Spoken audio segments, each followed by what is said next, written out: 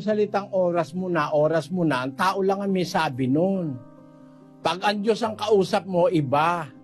Pag Biblia kausap mo, nakatakda sa tao ang mamatay. No? 9:27 ng Hebreo.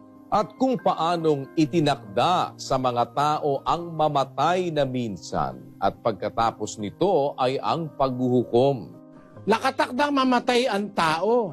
Ikaw, ako, namamatay tayo. May takda tayong kamatayan. Pero ang nakakadetermino kung kailan ang Diyos. Hindi totoo yung kung oras mo na. Hindi totoo yon. Alam mo kung bakit? Kasi kahit hindi mo pa oras, pwede kang mamatay.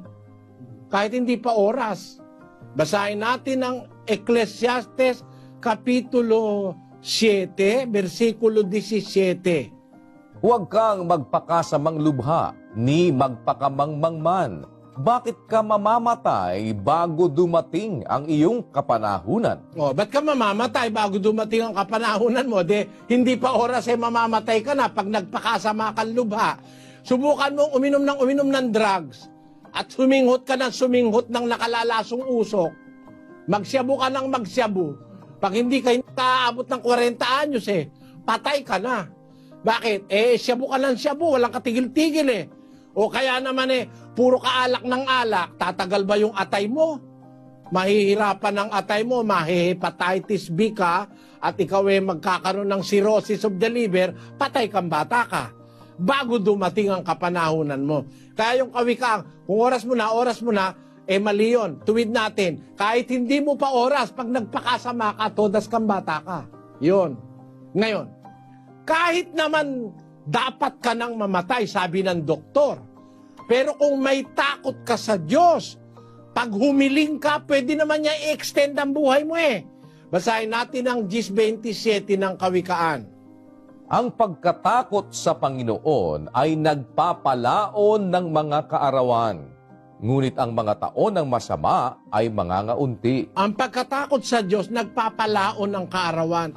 Gaya ni Haring Hezekias, mamamatay na siya, meron siyang sakit na ikamamatay.